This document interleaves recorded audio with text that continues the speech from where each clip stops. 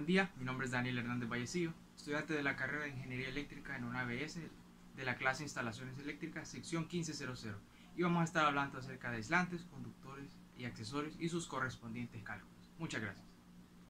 Buen día, seguimos con los cálculos. Para eso tenemos un ejemplo, vamos a ver el ejemplo de conductores. Tenemos un consumidor 4800 vatios, 240 voltios de corriente alterna. Calcule el conductor necesario si se sabe que tiene que ser de cobre y de aislante del tipo THHN, aislante o forro. Y los conductores estarán acompañados con otros 3 que portan corriente en la tubería si se tiene una temperatura de 35 grados centígrados. Calculamos la corriente, no es más que dividir la potencia entre el voltaje y eso nos da una corriente de 20 amperios. Entonces tenemos que buscar en la tabla 310.16 del NEC un calibre de conductor que soporte estos 20 amperios como mínimo. Entonces aquí tenemos los THHN a 90 grados y entonces vemos acá en estas 3 columnas de acá tenemos que son los de cobre. Entonces, y estas son la corriente que soporta. Entonces vemos rápidamente que el que soporta esos 20 amperios es un calibre 14 que tiene una capacidad de 25 amperios. Aplicamos entonces los factores de corrección a estos 25 amperios. El primero será el factor de corrección por temperatura.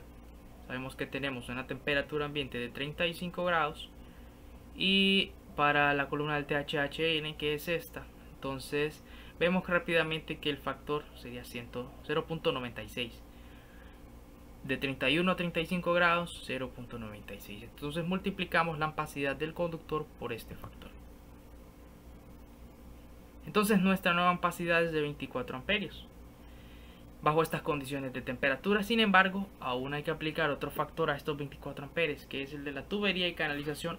También se le llama agrupamiento, porque no necesariamente tiene que estar en una tubería, sino que solo tiene que estar agrupados en el mismo lugar. Esto lo sabrían si hayan leído este artículo del NEC. Los dos conductores estarán acompañados por otros 3 que portan corriente, haciendo un total de 5 conductores. Entonces buscamos el factor en la tabla 310.15b2a. Vemos que para un número de entre 4 a 6 conductores agrupados, tenemos que vamos a tener máximo, pueden conducir un 80% de la capacidad calculada hasta ahora. Entonces multiplicamos los 24 que tenemos hasta ahora por 0.8, entonces nos da una ampacidad de 19.2. Bajo estas condiciones no nos sirve el conductor 14AWG. Entonces pasamos con el siguiente calibre, que es el 12AWG y tiene una ampacidad máxima de 30 amperios. Podemos resumir el procedimiento a un cálculo de un solo paso, ya que conocemos el factor de temperatura porque estamos bajo las mismas condiciones y el factor de tubería y canalización o agrupamiento 0.8 y la ampacidad que ya la conocemos, que es del calibre 12 de la WG THHN, que es de 30 amperios. Multiplicamos todo y nos da una ampacidad de 23.04 amperios. 23.04 es mayor que la corriente exigida por el consumidor, entonces nos quedamos con este calibre que sería 12AWG THHN.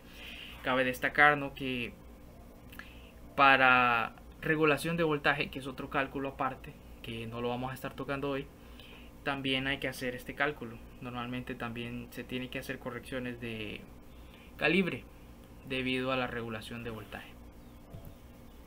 Cálculo de tubería. Para el cálculo de tubería usaremos la tabla 4 del capítulo 9 del NEC, donde podemos ver los tipos de tuberías en la parte superior. Que si han leído un poco, vamos a ver que aquí tenemos el diámetro de la tubería que vamos a estar utilizando. Y otro que nos interesa son estas 3 columnas de acá.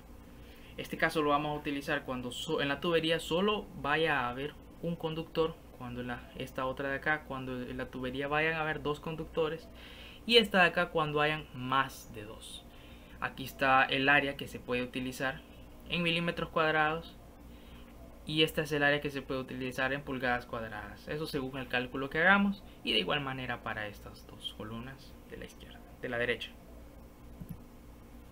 También usaremos la tabla 5 del capítulo 9 del NEC, donde podemos ver el diámetro de los conductores, incluido el forro.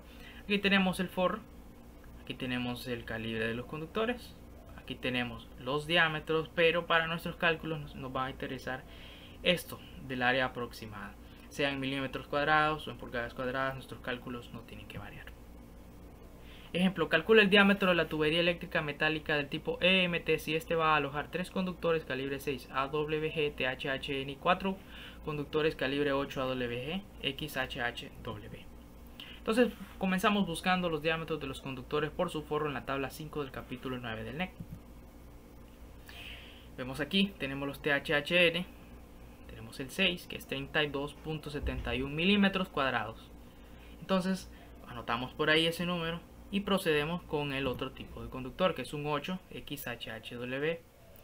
Tenemos 8 y tiene un área aproximada de 28.19 milímetros cuadrados.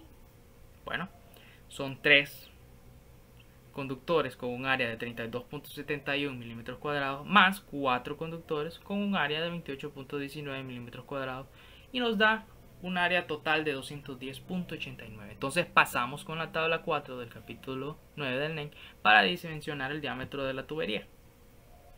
Entonces hemos hecho el cálculo de esta área y la hicimos en milímetros cuadrados y son más de 2 conductores, entonces vamos a usar esta columna de acá.